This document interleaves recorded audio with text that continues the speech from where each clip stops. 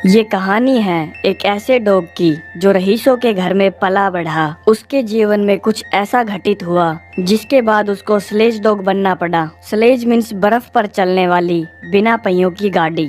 ये कहानी शुरू होती है और हमें बताया जाता है कि ये वाकया उस समय का है जब कनाडा के यूकोन में येलो मेटल यानी कि गोल्ड मिलने की खबरें चर्चा में थी। बहुत सारे लोगों ने अपना लक आजमाने के लिए आर्टिक का रुख कर लिया था, जिसमें इन लोगों को बड़े डॉग्स की जरूरत थी जो कि इनका स्लेज खींच सके, यानी कि बिना पहियों वाली गाड़ी जो कि बर्फ पर चलती है। और अब हम अपनी मूवी के नायक को देखते हैं जिसका नाम बक है। बक सेंट बर्नार्ड और स्कॉच कोली का मिक्स ब्रीड है और ये कैलिफोर्निया में अपने मालिक जज मिलर के साथ रहता है। यहाँ के मालिक की वजह से सभी लोग उसको अच्छी तरह से पहचानते हैं। बक यहाँ की गलियों में बेरोक टोक बेधड़क राजा की तरह घूमता है और जो मन में आए वो करता है। जब बक राजा की तरह घूम रहा था तब जज मिलर के गार्डनर यानी कि माली की नजर उस पर पड़ जाती है। उसके मन में लालच उठता है जिसके उसे काफी अच्छे पैसे मिलेंगे और हमें पता चलता है कि ऐसे डॉग्स की जरूरत बहुत ज्यादा है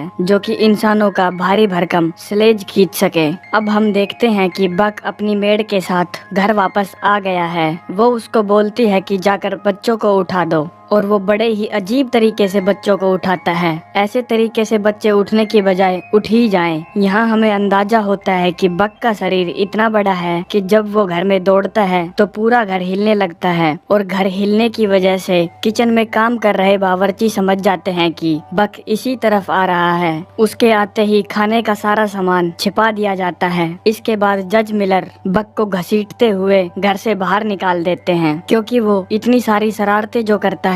और अब यहाँ बक एक रैबिट को देकर उसका पीछा करने लगता है, परंतु वो उसको पकड़ने में सफल नहीं हो पाता। आज जज मिलर का बर्थडे है। इसी खुशी में आज बहुत सारा खाना बना है और बहुत सारे मेहमान भी आए हैं। तभी बक बाहर खाने से सजी टेबल के पास पहुँच जाता है। अगले ही सीन में हम देखते हैं कि बक अपने मुंह में लेग पीस लेकर फोटो खिंचाने पहुँच जाता है। जज जब टेबल को देखता है तो वो पाता है कि बक ने पूरी टेबल को तहस नहस कर दिया है। जज बक से काफी ज्यादा गुस्सा होता है और उसे सजा के तौर पर घर से बाहर रखता है। रात में जब बिजली कड़कती है तो बक डर जाता है। फिर दूर से उसे माली की आवाज सुनाई देती है, यानी कि गार्डनर की आवाज सुनाई देती है जो कि उसे अपने पास बुलाता है। माली वहाँ पर खड़ी एक बग्गी में बिस्किट डालता है। बक हिचकिचाता हुआ उस बग्गी में चढ़ जाता है। तभी माली और एक दूसरा आदमी उस बग्गी का दरवाजा बंद कर देते हैं। बक देखता है कि माली ने उस दूसरे आदमी से कुछ पैसे लिए हैं, जिसका मतलब है कि माली ने बक को अब बेच दिया है और अब उस बॉक्स को जिसके अंदर बक बंद है ट्रेन में चढ़ा दिया जाता है। कुछ समय बाद जब उसको भूख लगती है तो उसकी आंखें खुलती हैं। एक आदमी हाथ में डंडा लिए उसके बॉक्स को खोलता है। बक उस पर हमला कर देता है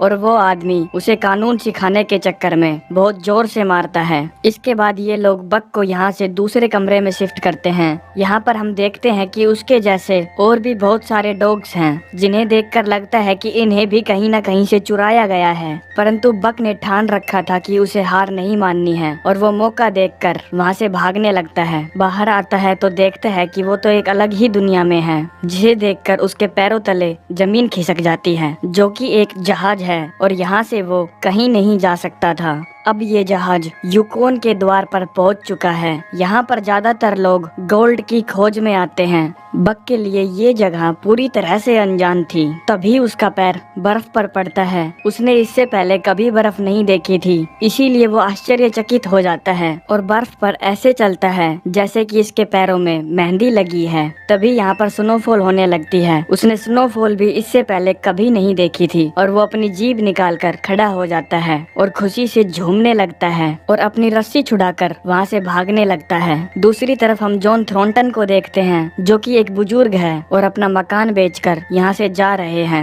तभी बक इनसे टकरा जाता है जिससे उस बुजुर्ग का हारमोनिका गिर जाता है, जिसे बक लौटाने आता है। जॉन बक को थैंक यू बोलता है और जहाज में चढ़ जाता है। तभी वहाँ पर वो आदमी पहुँच जाता है जिसकी रस्सी बक छुड़ाकर भागा था। अब बक को बेचने के लिए एक बाड़े में रखा जाता है जहाँ पर अलग अलग ब्रीड के बहुत सारे डॉग्स हैं। कुछ समय बाद एक पैरोल्ट नाम का काला आदमी वहाँ आता है और बक को खरीद कर अपने साथ ले जाता है। पैरोल्ट मेल डिलीवर करने का काम करता है, यानी कि घर घर जाकर चिट्ठियाँ पहुँचाता है। इन चिट्ठियों को पहुँचाने के लिए उसे डॉग की जरूरत थी और अब वो जाकर अपनी असिस्टेंट से मिलता है जो कि चाइनीज माल है। चाइनीज कहती है कि हमें 2 डॉग्स की जरूरत थी, तुम सिर्फ एक ही लाए हो। पैरोल्ट कहता है फिर क्या हुआ, ये बड़ा है, इससे हमारा काम चल जाएगा। इसके बाद पैरोल्ट बक को बाकी डॉग से मिलवाता है जो कि स्लेज खींचने में उसकी हेल्प करते हैं। इन डॉग्स का हेड होता है स्पिट्स, जो कि एक हस्की ब्रीड है और ये काफी गुस्सैल और अपने बारे में सोचने वाले डॉग्स में से एक है इस मूवी के अनुसार। इसके बाद पैरोल्ट एक मैप दिखाता है जहां उन्हें जाना था और अब बक के गले में भी एक पट्टा डाल दिया जाता है और लाइन की आखिर में उसे बांध दिया जाता है। बक ने इससे पहले कभी स्लेज नहीं खींचा था, इसीलिए उसके पास कोई तजुर्बा नहीं था कि स्लेज किस प्रकार खींचा जाता है। बक का दूसरे डॉग्स की रफ्तार के साथ तालमेल न होने के कारण वो बार बार गिर जाता है। फिर भी पैरोल्ट अपने स्लेज को नहीं रोकता क्योंकि वो चाहता है कि बक कतार में चलना सीखे और किस तरह से स्लेज खींचा जाता है ये सीखे, और ये गलती पैरोल्ट पर भारी पड़ती है। बक को तजुर्बा न होने के कारण वो रास्ता भटक जाता है, जिसकी वजह से सारे डॉग्स और स्लेज बर्फ की ढलान में गिर जाते हैं। अब ये एक और कोशिश करते हैं। रात हो रही होती है, इसीलिए सारे डॉग्स भी थक जाते हैं और ये लोग यहीं पर कैंप लगा लेते हैं। पैरोल्ट चाइनीज माल के साथ कैंप में सोने चला जाता है और रात को हमारे बेचारे बक को ठंड लगती है तो वो कैंप में जाता है और चाइनीज माल को धक्का देकर कैंप से बाहर निकाल देता है और खुद पैरोल्ट के साथ कैंप में सो जाता है। अभी बक को कैंप में आए हुए कुछ ही देर होती है कि चाइनीज माल की आंख खुल जाती है और वो बक को कैंप से भगा देती है। तभी बक को बाहर अंधेरे में एक विशालकाय भेड़िया दिखता है, जिससे डरकर बक पीछे हटने लगता है और वहीं पर सो रहे एक डॉग से टकरा जाता है। जिसके बाद वो भेड़िए की तरफ फिर से देखता है तो वहाँ पर कोई नहीं होता। अगली सुबह ये लोग अपनी मंजिल की तरफ आगे बढ़ते हैं। बक को जमी हुई झील पर चलना नहीं आता, इसीलिए वो बुरी तरह से फिसल रहा है। हालांकि उसने बर्फ पर चलना सीख लिया है, लेकिन उसको जमी हुई झील पर चलना नहीं आता क्योंकि इसकी सतह बहुत ज्यादा चिकनी होती है। हम देखते हैं कि ये लोग मेल डिलीवर करते हुए अपनी मंजिल की तरफ बढ़ रहे हैं और अब रात होती है। खाने में इन सभी डॉग्स को फिश मिलती है। हम देखते हैं कि स्पिट्स, जो कि इन डॉग्स का लीडर है, वो एक डॉग्स की फिश छीन लेता है। बक ये अत्याचार होते हुए देखता है और अपनी फिश उस डॉग को दे देता है। सारे डॉग्स बक की तरफ हैरानी की नज़र से देखते हैं और ये पहला पॉइंट होता है कि उसने इन डॉग्स के सामने अपनी इज्जत बनाई है। और अगली सुबह ये अपनी मंजिल की तरफ बढ़ने के लिए तैयार होते हैं और एक सीन में हम देखते हैं कि इनका अकड़ू लीडर स्पिट्स पानी पी रहा है और दूसरा डॉग यहाँ पर पानी पीने के लिए आता है तो वो उसको गुर्रा कर वहाँ से डरा कर भगा देता है। बक ये अत्याचार होते हुए नहीं देख पाता और वो दूसरी जगह जाकर बर्फ तोड़ देता है, जिसके बाद वो सभी मिलजुल कर पानी पीते हैं। और ये दूसरा पॉइंट है कि उसने इन डॉग्स के सामने अपने आप को लीडर साबित किया है। इस खड़ूस लीडर को ये बिल्कुल भी पसंद नहीं आता और वो इनको भस्म कर देने वाली आंखों से देखता है। इसके बाद ये लोग आगे बढ़ते हैं और हम देखते हैं कि बक ने अब अच्छी तरह से बर्फ में आगे बढ़ना सीख लिया है और ये लोग बड़ी तेजी से मेल डिलीवर करते हैं। बक को अब इस काम में मजा आने लगा है और उसका अपने आप पर आत्मविश्वास भी बढ़ा है। अब हम देखते हैं कि बर्फ पतली होने के कारण चाइनीज माल आगे बढ़ती है, ये जांचने के लिए क्या ये हमारा वजन झेल सकती है। बर्फ क्रैक हो जाती है और चाइनीज माल अंदर पानी में। तभी बक अपनी जान का जोखिम लेते हुए उस चाइनीज माल को बचाने के लिए पानी में जंप कर जाता है। ये दोनों बर्फ के अंदर पानी में बहने लगते हैं और तभी बक को वही विशालकाय काला भेड़िया दिखाई देता है और वो उसकी तरफ आगे बढ़ता है और बर्फ तोड़कर चाइनीज माल को बचा लेता है और अपना कालिया उसे गले से लगा लेता है और वो खड़ूस लीडर इसको नफरत भरी निगाहों से देखता है। उसी रात को बक को एक रैबिट नजर आता है और वो उसका पीछा करता है। इस बार वो उसको पकड़ने में कामयाब हो जाता है, पर वो उसको मारता नहीं है, वो उसके साथ बस खेल रहा था और उसे छोड़ देता है। तभी इनका अकड़ू खड़ूस लीडर स्पिट्स वहाँ आता है और उस खरगोश को मार देता है। इसके बाद वो बक पर भी हमला करता है और उसको बुरी तरह से मारता है। उसको गर्दन से पकड़कर बार बार इधर उधर फेंकने लगता है, जिसकी वजह से बक बेहोश हो जाता है। ये सब देखकर बाकी डॉग्स बक का हौसला बढ़ाने की कोशिश करते हैं। स्पिट्स उनकी तरफ हमला करने के लिए जाता है और तभी बक को होश आ जाता है। तभी बक को वो विशालकाय काला भेड़िया दिखाई देता है, जो कि शक्ति का प्रतीक है। और अब स्पिट्स बक की तरफ हमला करने के लिए दौड़ता है। बक उसकी गर्दन पकड़कर उसे हवा में उछालकर धरती में देकर मारता है। इसके बाद स्पिट्स, इनका अकड़ू खड़ूस लीडर, अपनी हार स्वीकार कर लेता है और यहाँ से चला जाता है। और अगली सुबह पैरोल्ट स्पिट्स को आवाज लगाता है, लेकिन वो नहीं आता। बक गाड़ी खींचने के लिए आगे आता है, लेकिन पैरोल्ट दूसरे डॉग को चूज करता है क्योंकि वो उससे पुराना है, उसको बक से ज्यादा तजुर्बा है। ये डॉग फ्रंट रो पर नहीं आना चाहता। इसके बाद पैरोल्ट समझ जाता है कि इन सभी डॉग्स के बीच में चल क्या रहा है। ये सभी डॉग्स मिलकर बक को अपना लीडर चुनना चाहते हैं और पैरोल्ट बक की ताजपोशी करता है, यानी कि उसको ताज पहनाता है, जो कि गले का पट्टा है। इसके बाद ये पूरी रफ्तार से आगे बढ़ते हैं। ये लोग थोड़ी ही दूर गए थे कि तभी हिमस्खलन होने लगता है, यानी कि एवलांच आ जाता है। ये देखकर पैरोल्ट बक को लेफ्ट जाने के लिए बोलता है, परंतु बक पैरोल्ट की एक नहीं सुनता और तभी उसको उसकी शक्ति का दाता यानी कि वो काला भेड़िया दिखाई देता है, जो कि एक गुफा के मुहाने पर खड़ा है। बक उसी दिशा में मुड़ जाता है और काफी तेजी से आगे बढ़ने लगता है। ये देखकर पैरोल्ट की फटके हाथ में आ जाती है। हम देखते हैं कि गुफा के अंदर बक बड़ी तेजी से आगे बढ़ रहा है ताकि वो अपने साथियों को एवलांच से बचा सके। इसके बाद पैरोल्ट बक की सही रफ्तार और उसकी समझदारी की वजह से टाइम पर अपनी डेस्टिनेशन तक पहुंच जाता है। सभी लोग अपनी चिट्ठियां पाकर काफी खुश होते हैं। बक जब उन्हें चिट्ठियां पढ़ते हुए देखता है तो उसको फील होता है कि उसने अच्छा काम किया है। और अगली सुबह हम देखते हैं कि ये आगे बढ़ने के लिए तैयार हैं और तभी पीछे से एक आवाज सुनाई देती है और बक वहीं पर रुक जाता है और हम देखते हैं कि जॉन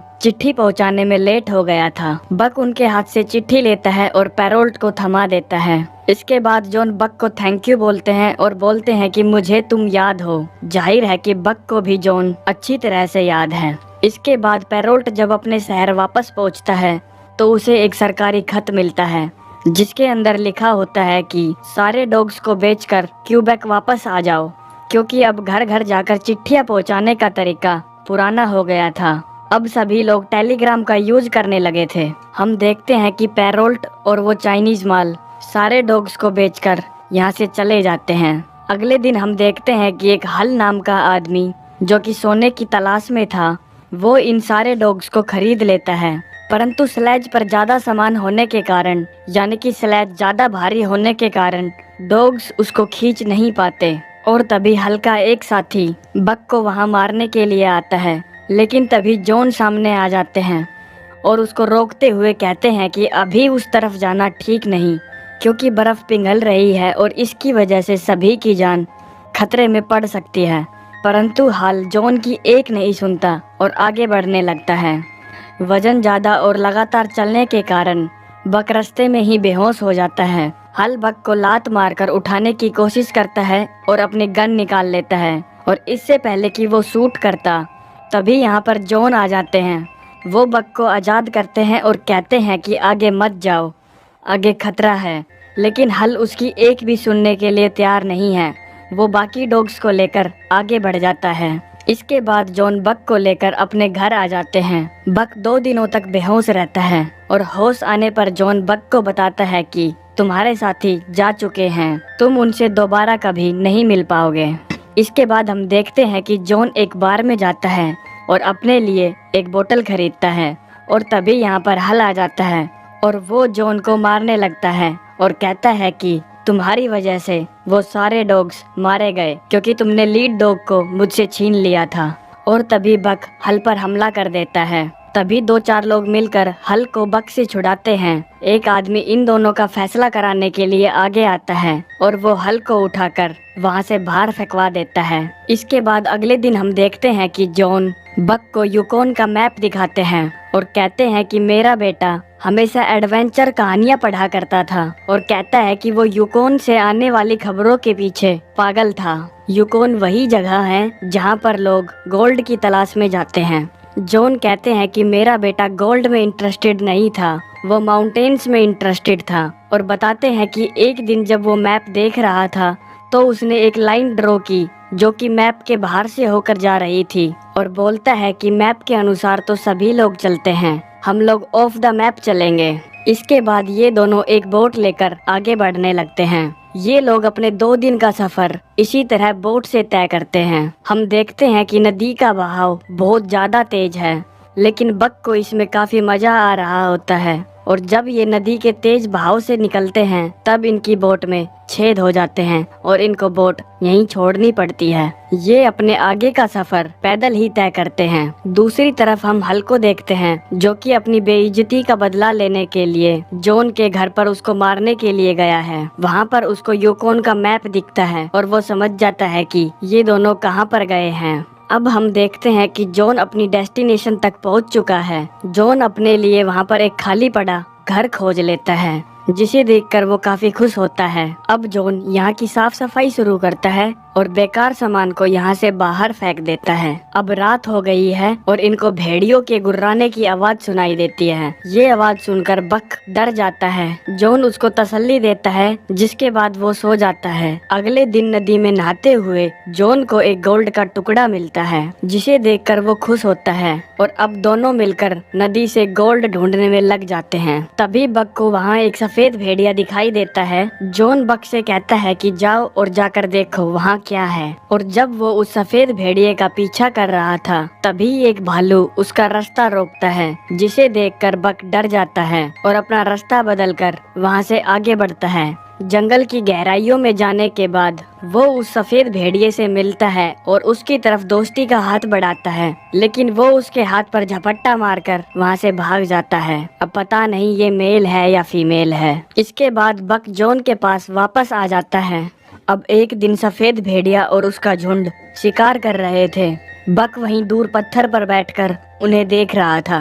तभी एक भेड़िया पानी में गिर जाता है। पानी का बहाव तेज होने के कारण वो उसके साथ बहता हुआ चला जाता है और एक पेड़ के तने में जाकर अटक जाता है। ये सब देखकर बक वहाँ आता है, अपने बल और बुद्धि का प्रयोग करके उस भेड़िए को बचा लेता है। ये सब देखकर बाकी भेड़िए उसे अपना दोस्त बना लेते हैं और वो अपना ज्यादातर वक्त अब उन्हीं के साथ बिताने लगता है। उसके जाने से जॉन को अकेलापन घेर लेता है, पर रात होते ही बक हमेशा जॉन के पास वापस आ जाता है। बक अपने नए दोस्तों के साथ शिकार पर जाता और शिकार का एक हिस्सा जॉन को लाकर देता। अगले दिन हम देखते हैं कि सफेद भेड़िया बक को लेने आती है। जॉन उसे जाने के लिए कहता है।